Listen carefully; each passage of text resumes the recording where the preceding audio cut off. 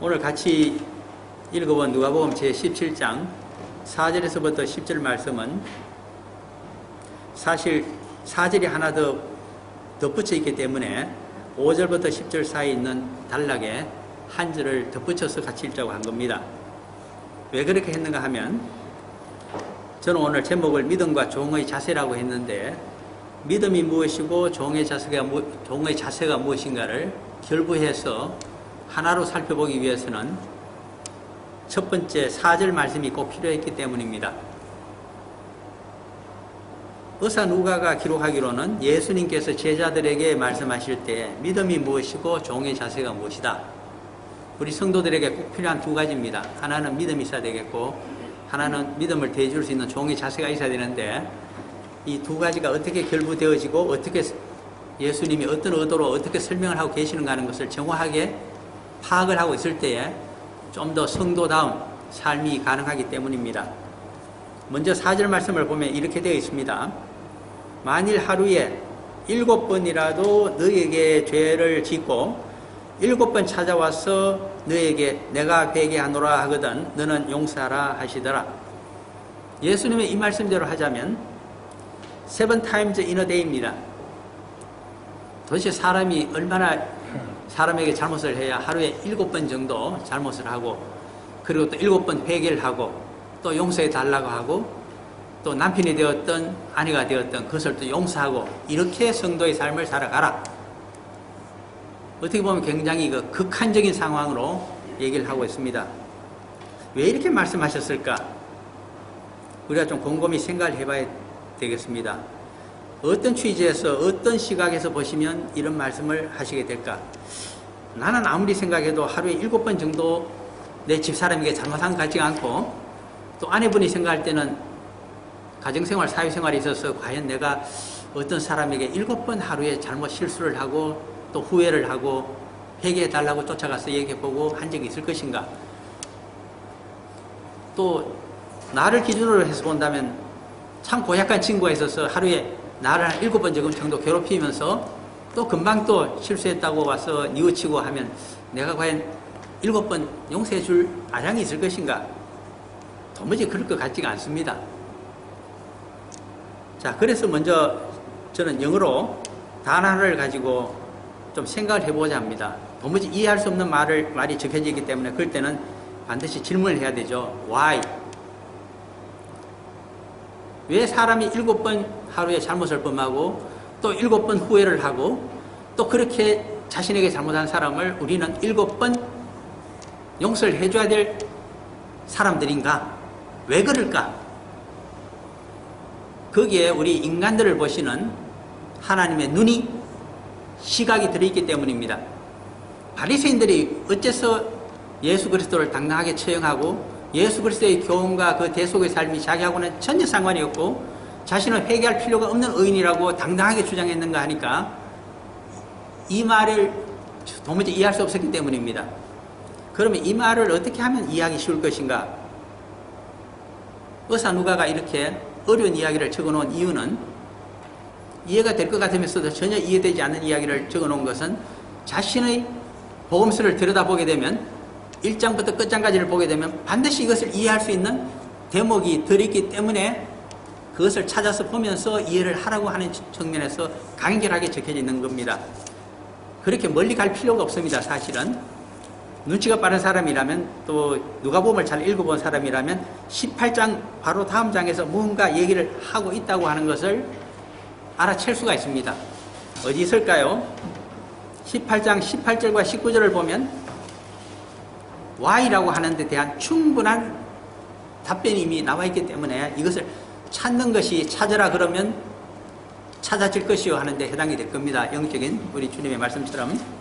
자, 누가복음 바로 다음 장 18장 18절과 19절을 그러한 의미를 생각하면서 같이 한번 읽어볼까요? 어떤 관리가 물어 이르되 선한 선생이며 내가 무엇을 하여야 영생을 얻으리까?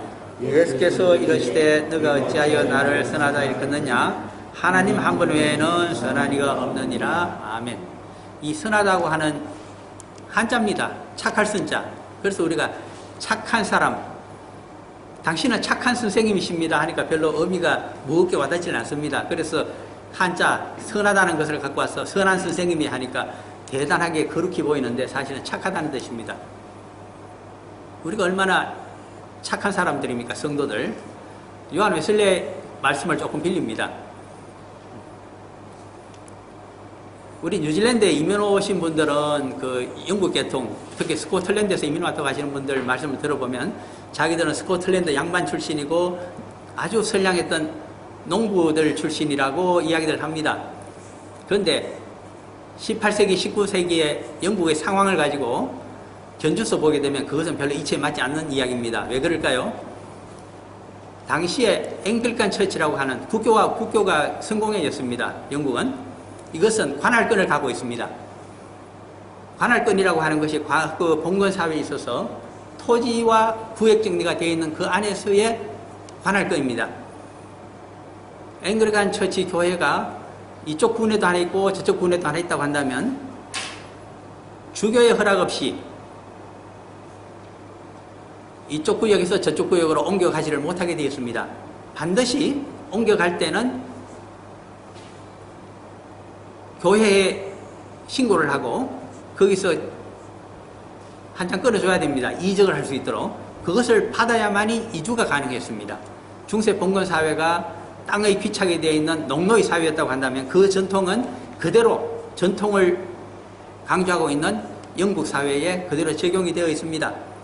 언제 이 제도가 거주 이전의 자유가 생겼느냐 하니까 놀랍게도 1830년에 영국 사회에서 비로소 가능해졌습니다. 1700년대에 감리교회가 생겼다고는 하지만은 그때 당시에는 거주 이전의 자유가 없었습니다. 거주 이전의 자유가 없게 되면 사람과 물동량의 유통이 되지 않기 때문에 자본주의의 토대가 마련되지 않습니다. 그러므로 영국의 한 유명한 경제사학자가 얘기하기로는 언제 영국에서 자본주의가 성립이 되었는가? 1830년대 거주 이전의 자유 그리고 앵글리칸 처치 내에서의 이 관할권이 없어짐으로 해서 비로소 자본주의의 토대가 마련되었다고까지 깊은 학자들은 그렇게 연구를 해서 얘기를 합니다. 그런 의미입니다. 그렇다면 스코틀랜드 농민 출신임은 분명하지만은 그들은 먹고 살 길이 없어서 야반도주를 했습니다. 어디로 왔을까요? 도시로 몰려들었습니다. 도시의 짭이 많나요? 그렇게 많지가 않습니다. 그러므로 도시 빈민화되어 있었습니다. 1830년대에 이전에 도시의 빈민화가 되었다고 하는 것은 그 나라 정부에 큰 부담으로 작용했다는 것입니다. 그래서 사회주의 운동이 일어나고 반란 세력이 일어나기 시작했기 때문에 정치가 불안정하게 되었습니다. 이들을 어떻게 하면 영국의 안전보장을 위해서 바깥으로 내어보낼 수 있을 것인가가 정부적인 국가적인 과제였습니다. 그래서 앞장을 썼던 죄수들과 그들을 인도할 간수들을 뽑아서 배를 태워서 어디로 보냈을까요? 호주로 보냈습니다. 그 다음에 그들과 부안해동할 수 있는 자들, 그들을 거두어서 어디로 보냈을까요? 뉴질랜드로 보냈습니다. 이것이 개척의 역사입니다.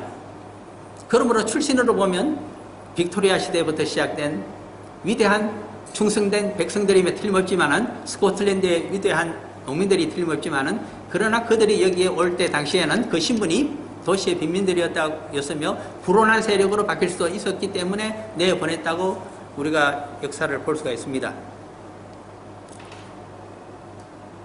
왜 이와 같은 많은 이야기들을 제가 앞쪽에 드렸는가 하면 우리는 가끔 잊어먹습니다. 나는 참 선한 사람이다. 착한 사람이었다. 뭐 군대에 가보게 되면 옛날에 이야기합니다. 자기 집에 금송아지 한 마리씩 없는 사람 없다고 할 정도로 잊어먹고 그렇게 각색하고 윤색해서 살고 있습니다. 그래서 정말 착한 사람인 줄 압니다.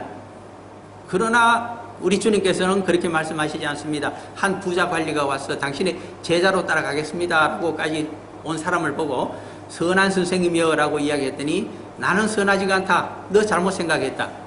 아버지의 한 분 외에는 선한 이가 없느니라. 그 말은 나도 선하지 않고 너도 선하지가 않다. 하나님이 보시기로는 다 악한 죄인들이라고 하는 이야기를 해주고 있습니다. 성경은 철저하게 인간론이 무엇인가 하니까 죄인론으로부터 시작이 되고 있습니다. 그래서 이것을 합쳐서 인죄론입니다. 만약에 자신이 어렵고 착하고 선하고 스스로 구원을 받을 수 있다고 생각하는 사람은 결코 예수 그리스도 앞에 나갈 수가 없으며 십자가가 필요하지가 않습니다. 더 이상의 발전이 없게 됩니다. 그런 사람은 자발적인 구원론을 가질 수 있을지언정 십자가에 의한 대속의 은혜에 의한 자기 회개와 의인으로 칭함을 받아서 크리스찬으로 살아가는 삶이 불가능하다는 이야기입니다. 그런 측면이 바로 여기에 들어있습니다. 우리가 왜 7번 죄를 범하는 사람인가? 죄인들이기 때문에 그렇습니다.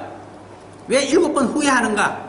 이혼해놓고 후회하고 서로 각방 서면서 후회하고 멀리 떨어져서 살면서 후회하고 얼마나 후회할 일이 많습니까? 힘이 세다고 어떻게 몸싸움을 하고 나서 또 후회하는 것이 우리 인간입니다. 왜 그럴까요? 죄인들이기 때문입니다.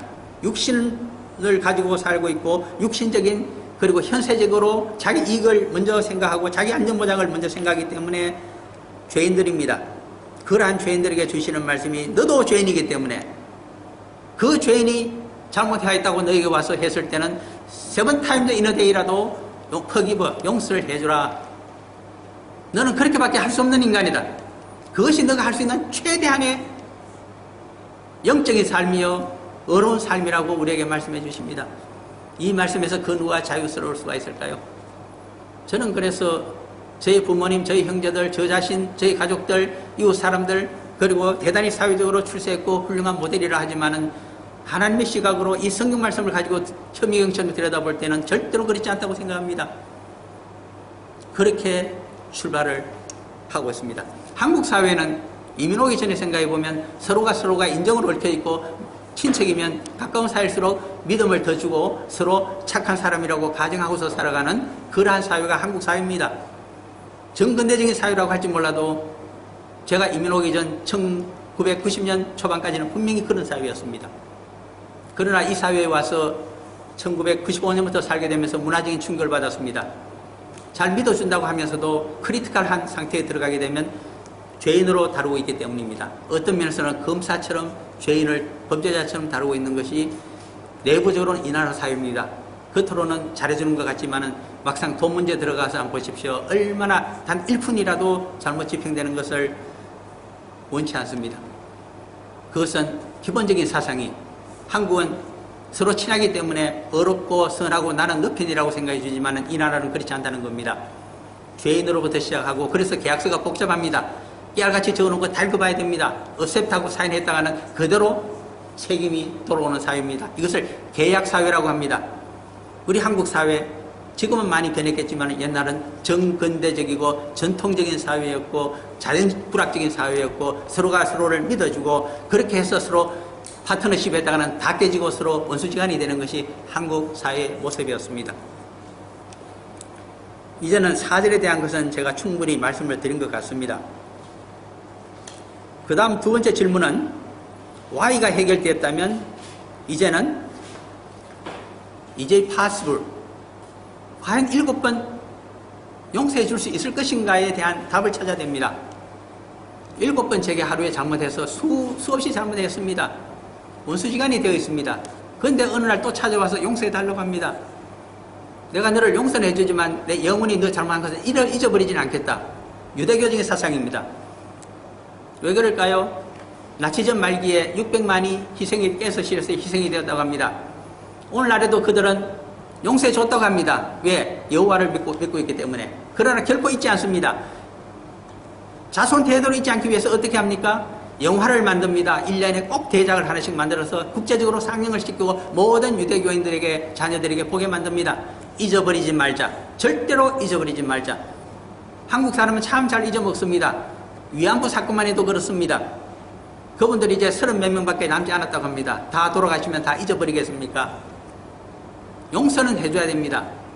일본을 보호시키기 위해서. 그러나 잊어버리지는 말아야 되는 것이 우리들입니다. 이제 파습을 과연 가능할까요? 제가 볼 때는 불가능합니다. 저부터도 불가능합니다. 저를 이렇게 만든 사람 제가 용서할 수 있을까요? 용서할 수 없습니다. 그러면 어떻게 합니까? 제자들이 예수님의 말씀, 이 4절 말씀을 듣고 너무나 황당하여 너무나 불가능해 보여서 그래서 방법을 일러달라고 하면서 그동안에 3년 넘게 다니면서 그래도 많이 듣고 가르침을 받은 것이 있어서 믿음의 문제와 결부를 시켰습니다. 그래서 나타나는 것이 5절 말씀입니다. 사도들이기 때문에 3년 동안 지금 같이 공생애를 지내고 있습니다. 먹고 마시고 전도여행 같이 하면서 엄청나게 배웠습니다. 주께 여짜오되 우리에게 믿음을 더하소서하니 지금은 믿음이 약해서 7번 선생님의 말씀대로 용서해 줄 수가 없습니다. 제 마음이 아픕니다. 이 부족한 죄인입니다. 그러므로 하나님의 자녀답게 용서해 줄 수 있는 믿음을 더하여 주소서. 그 말씀이 여기 적혀져 있습니다. 그러므로 우리가 죄인임을 알았기 때문에 이제는 하나님의 말씀대로 율법대로 할 수가 없으니 저에게 믿음을 더하여 달라는 것이 매일매일 간구가 되어야 됩니다. 그럴 때 6절 말씀이 주어지고 있습니다. 한번 들여다보시기를 바랍니다. 주께서 이르시되 너희에게 겨자씨 하늘 만한 믿음이 있었더라면 이 뽕나무더러 뿌리가 뽑혀 바다에 심기어라 하였을 것이요 그것이 너희에게 순종하였으리라.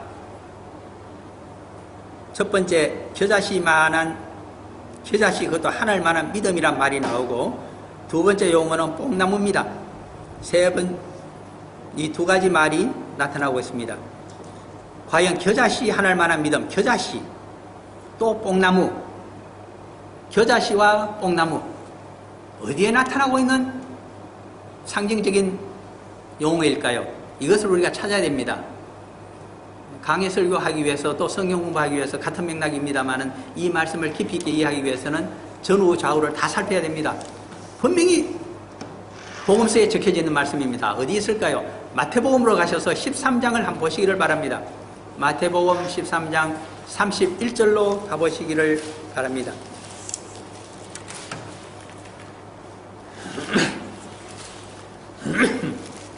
마태복음입니다. 13장 31절. 우리가 많이 알고 있는 말씀입니다. 그러나 오늘 본문과 관련되어져 있는 말씀입니다. 마태복음 13장 31절입니다. 같이 읽어볼까요? 또 비유를 들어 이르시되 천국은 마치 사람이 자기 밭에 갖다 심은 겨자씨 하나를 같으니, 32절도 봅니다. 이는 모든 씨보다 작은 것이로되 자란 후에는 풀보다 커서 나무가 되매 공중의 새들이 와서 그 가지에 깃들이느니라. 아멘. 이 말씀을 사도 마태가 쓴 글에서 우리 한국말로 바꿀 때 굉장히 고심을 많이 했을 겁니다. 왜 그러냐니까 겨자씨, 한국에 있는 겨자씨는 어떤 것인가 하면 대체적으로 풀과 같이 작은 데서 열리고 있기 때문입니다. 그러므로 번역할 때 겨자씨 하면 한국 사람들이 상추씨 같이 작은 씨앗이니까 다 알아듣지 않겠느냐 해서 했고, 그리고 32절에 가게 되면 풀보다 커서, 분명히 한국에 있는 것은 겨자라고 하는 상추씨 같은 것이고 풀로 자라면 한 5, 60cm까지 자랄 수 있는데 공중의 새들이 와서 그 가지에 깃들인다고 하기 때문에 큰 추리를 얘기하고 있습니다. 이것이 풀이냐 추리냐, 글라스냐 추리냐, 한국 사람 헤매게 되어 있습니다. 그런데 이것을 현지에 가서 방문을 해서 이제 한국 사람들이 많이 지리와 역사와 그리고 식물까지 다 연구를 했지 않겠어요? 해본 결과 두 가지 종류가 있다는 것을 알게 되었습니다. 겨자씨도 두 가지 종류입니다. 크게 보면 이스라엘에서도 하나는 풀로 자라는 겨자씨, 상추씨만한 작은 것들이 있습니다. 또 하나는 추리로 자랄 수 있는 겨자씨가 또 있습니다. 이 두 번째 항목은 어떤 것일까요? 그 크기가 들깨나 참깨 정도의 알입니다. 그리고 자라게 되면 2, 3m까지 자라는 큰 나무가 됩니다. 그러므로 이 말씀이 와닿게 됩니다.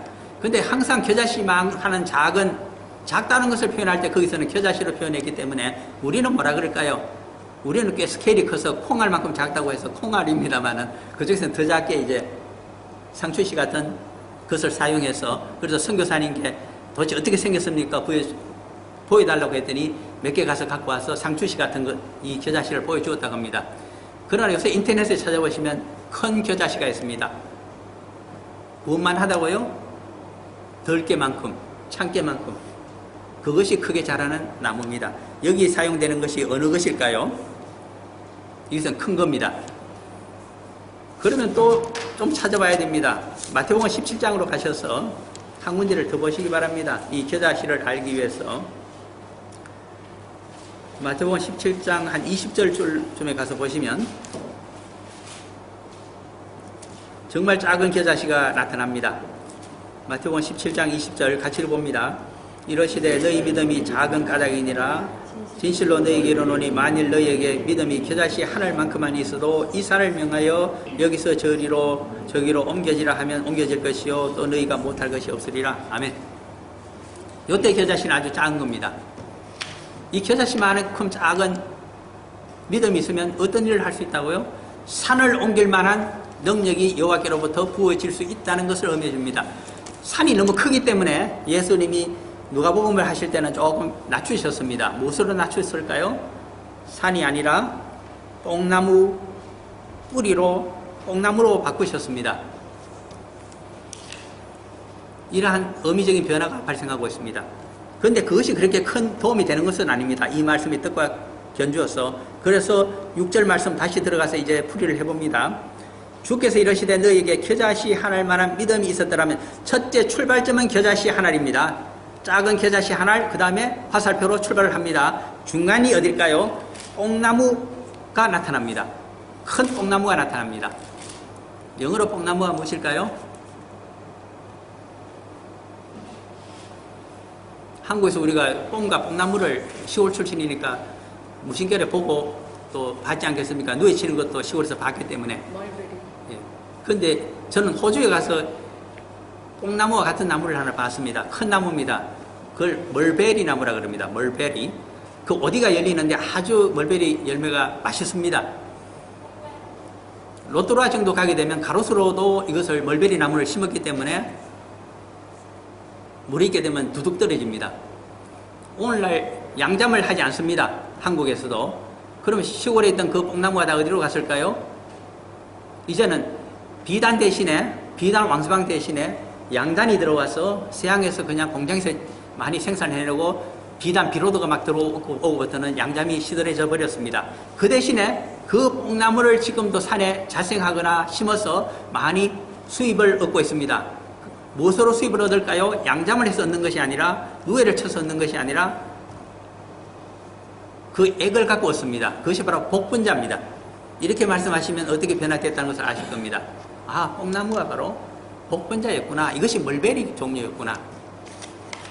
그런데 이 뽕나무에서부터 시작해서 다른 나무가 하나 나타납니다.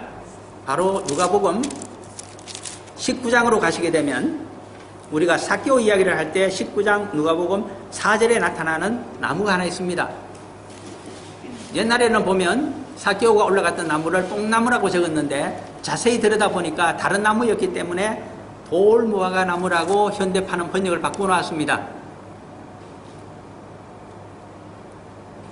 무화과 나무를 영어로 무엇으로 꼭 부를까요? FIG를 씁니다. 피그출입니다. 그런데 돌자가 붙었기 때문에 이것이 뽕나무에서부터 발생하여서 무화과 나무로 바뀌어 있기 때문에 거기에 딴 것이 하나 붙습니다.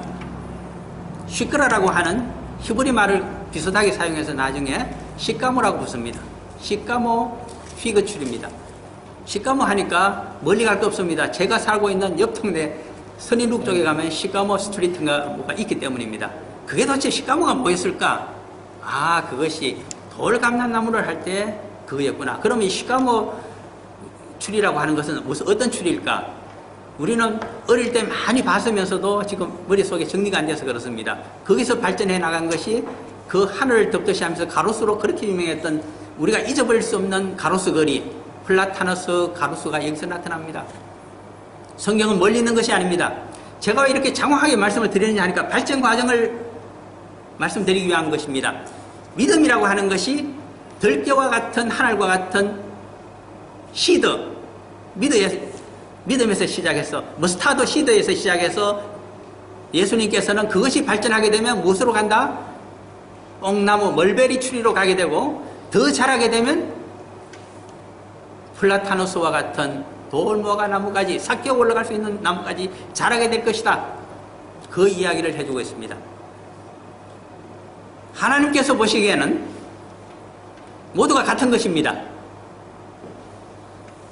우리는 그것을 다르다고 생각합니다. 아닙니다. 같은 것입니다. 그러나 출발점이 참 중요합니다. 천재와 바보와의 차이는 종이 한 장 차이입니다. 왜 그럴까요? 종이 한 장 주고 적어보라고 하면 천재는 다 빽빽하게 적을 것이고 한자 정도 적고 그대로 내는 사람은 바보일 것입니다. 종이 한 장 차이입니다. 답안서 하나의 차이입니다. 55, 100보라고 하는 인간이 어렵고 죄인이라고 하고 서로 용서한다 못한다 하고 너는 죄인이다 나는 너를 죄인을 용서하는 않으면 판결할 수 있는 판사라고 이야기하지만 그것도 하나님 보시기에 50보, 100보 또는 55, 51보에 불과할지 모릅니다. 그럼 여기서 강조해야 될 것이 과연 무엇일까요? 이제 다른 차원으로 넘어가서 의미를 생각해 봅니다. 가장 중요한 것은 추리가 아니라 추리를 만들어낼 수 있는 하나님 입장에서는 시드였습니다. 시드와 추리를 보시기 바랍니다. 무엇이 중요할까요? 추리가 중요할까요? 시드가 중요할까요? 하나님은 태초에 이 세상을 만드셨기 때문에 항상 시드를 중시하십니다. 씨앗이 무엇인가, 종자가 무엇인가를 항상 보십니다. 이놈은 신실한 종의 종자인가? 이놈은 악한 종의 종자 성품을 갖고 있는가? 여호와 하나님께서 보시는 두 가지 관념이십니다. 나는 어디에 속하는 둘로서 종일까요? 좋은 씨앗일까요? 나쁜 씨앗일까요? 좋은 종자일까요? 나쁜 종자일까요? 믿음이라고 하는 것은 별 것이 아닙니다. 좋은 종자, 좋은 시드가 되면 됩니다. 그러면 이렇게 키워주십니다. 이렇게 7번이라도 용서할 수 있는 하나님의 사람 자녀로 살아갈 수가 있다는 이야기입니다. 이 시드라는 개념이 21세기에 굉장히 절실한 개념입니다. 제4차 산업이라고 얘기합니다만은 21세기의 산업을 제4차 산업이라고 이야기할 때 오늘날 로버트 산업을 제4차 산업이라고 얘기합니다만은 21세기에 사실 유행할 용어는 그것이 아닙니다. 산업 정책을 얘기할 때 두 가지 용어를 사용합니다. 가장 기본적으로 시드와 니드입니다. 니드라고 하는 것은 수요를 의미합니다.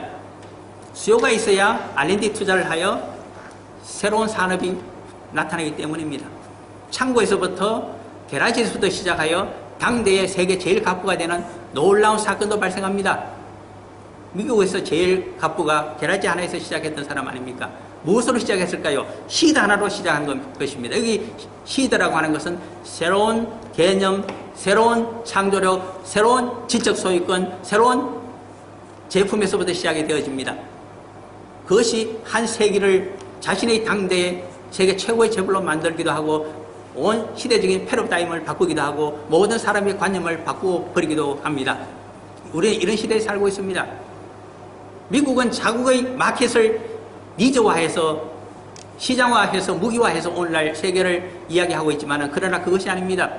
중요한 것은 니드가 아니라 시대이기 때문입니다. 그리고 크리스찬의 삶에 있어서 믿음을 이야기할 때 가장 중요한 것은 역시 시대이기 때문입니다. 나는 어떤 시가 댁에서 자라고 있는가? 나는 어떤 종자인가를 항상 생각하면서 살아가야 됩니다. 그러면 어떤 종의 자세, 어떤 시들을 가지고 우리가 살아갈 때에 믿음의 사람이요 하나님께서 원하시는 믿음의 인생을 살 수가 있을까요?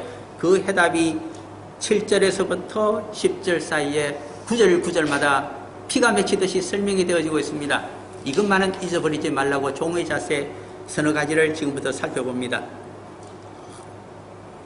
믿음이 있는 삶을 살아가기 위해서, 믿음의 더함을 받기 위해서 우리 삶의 태도가 우리는 어떤 종자로 살아가야 될까요? 7절입니다. 너희 중 누구에게 밭을 갈거나 양을 치거나 하는 종이 있어 밭에서 돌아오면 그대로 곧 와서 먹으라 말할 자가 있느냐?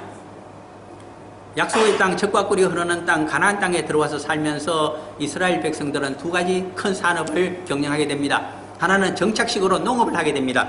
그래서 밭을 갈거나는 농업에 종사한다는 뜻입니다. 두 번째 또 하나 있습니다. 목축업을 합니다. 그들은 전통적으로. 그래서 양을 치거나 합니다. 목축, 농사를 짓거나 목축을 하거나 이 두 가지를 같이 할 경우에는 복합영농이라고 합니다. 소득을 더 많이 얻기 위해서 두 가지 기업농을 하지 않겠습니까? 이 두 가지에 종사하게 됩니다. 전적으로 1차 산업이죠. 그런데 집에 들어와서는 모든 일을 하지 않아도 될까요? 그렇게 하지 말라는 것입니다. 집에 와서 또 할 일이 있다. 종으로서. 우리가 예배를 잘 드립니다. 그것으로 종의 일이 다 끝났을까요? 아닙니다. 이 세상에 나가서 또 일을 해야 됩니다. 여호와 하나님을 위해서, 우리 주님을 위해서.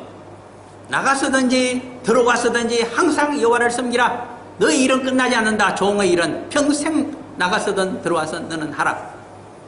이웃 사람에 대해서든 직장에서든 너희 가족에 대해서든 항상 너는 종의 자세를 가져라. 이 말씀을 하고 있습니다. 설교를 할 때, 교회 생활을 할 때 단상에 서서는 주님의 종으로 거룩하게 다 합니다. 집에 들어와서 또 아래 사람에 대해서는 어떻게 하는지 모릅니다. 그것은 종의 자세가 아닙니다. 믿음의 사람이 아니라는 뜻입니다. 시드가 종자가 잘못되어 있다는 뜻입니다. 능력이 나타나지도 않고 전능하신 하나님의 능력을 줄 수 없다는 뜻입니다. 그것을 우리가 이해를 하셔야 됩니다. 그것이 첫 번째 말씀이었습니다. 8절입니다. 도리어 그대로 내 먹을 것을 준비하고 띠를 띠고 내가 먹고 마시는 동안에 수종 들고 너는 그 후에 먹고 마시라 하지 않겠느냐. 먹는 순서를 이야기합니다. 요즘은 좀 다릅니다만 제가 어릴 때는 저희 어머님은 밥상을 2개를 차립니다. 첫 번째 차리는 것이 저희 아버님 밥상입니다. 작은 상이지만은 국하고 밥하고 또 반찬도 따로 좋은 것 해가지고 먼저 들어가고 잡숫게 들이시고 그 다음에 큰 상에서 나머지 것을 가지고 차려서 어머님도 거기 앉으시고 해서 우리 자녀들이 같이 먹습니다. 어릴 때 저희 집에서 밥 먹는 풍습도였습니다. 이것이 세월이 지나서 이제 한 상에 둘러앉아서 먹게 되는 민주적인 가정생활이 시작되었습니다. 그래서 옛날의 것을 잊어버렸습니다. 그러나 주님께서는 그렇게 말씀하시지 않습니다. 진짜 믿음의 사람이라면 이 상에 주님께서 임재하여 계시고 그 앞에서 우리 자녀들이 함께 식사를 하고 있다는 것을 먼저 생각하면서 먹을 때 감사가 넘치고 믿음이 자란다고 하며 그것이 종의 자세라는 것을 우리에게 일러주고 있습니다. 그래서 옛날 재래의식을 보면 유대인들은 이렇습니다. 재래의식이 가장 좋은 것으로 그의 소출 가운데도 처음 난 그 가장 좋은 것을 여호와께 바칩니다. 그 가장 좋고 흠없는 것으로 제물 삼아 태워서 먼저 하늘로 올려드립니다. 여호와께서 섭량하시고 그 다음 그 좋은 살코기를 거제로 올려서 제사장이 먹습니다. 회막에서 그것을 여호와 앞에서 먹게 됩니다. 왜 그러한 방식을 택했을까요? 우리 정근대적이지만 제가 어렸을 때 했던 그 방식입니다. 한 상을 차려서 먼저 드리고 아버님이 어른이시니까 가장이시잖아요. 여호와시니까 대리를 했으니까 그 다음에 우리가 둘러앉아 먹었습니다. 이것을 잊지 말라고 하십니다. 가장 좋은 것을 여호와께 먼저 바치고 그 다음에 감사하면서 이 주신 것을 먹을 수가 있겠느냐 하는 것이 종의 태도입니다. 나는 이 정도 일을 했으니까 여호와 하나님을 위해서 내 가장 좋은 것 안 바쳐도 되지 않겠는가. 천만의 말씀입니다. 레위인들에게 11조를 백성들에게 거두어서 줬습니다. 그 중에 가장 좋은 것을 바치라고 하는 것이 민수기 18장의 주된 내용입니다. 그때 너는 편안히 너희 가족과 밥을 먹을 수 있을 것이며 내년에도 소출을 내가 보수를 너에게 주겠다고 하는 말씀이 민수기 18장에서 줄줄이 쓰여져 있습니다. 오늘날 잊어버리지 말아야 됩니다. 종은 여호와께 가장 좋은 것을 드리고 먼저 차려드리고 그 다음에 식사를 해야 되는 것이 종의 의무사항입니다.